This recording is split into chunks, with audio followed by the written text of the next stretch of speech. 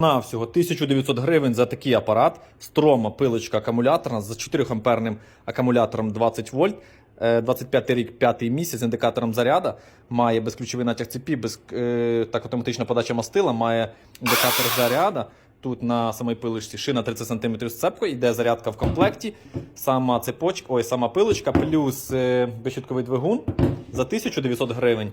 Ідеальний варіант для дому і для вашої родини. Беріть інтернет-магазин Болгарка, відсилаємо без предоплати.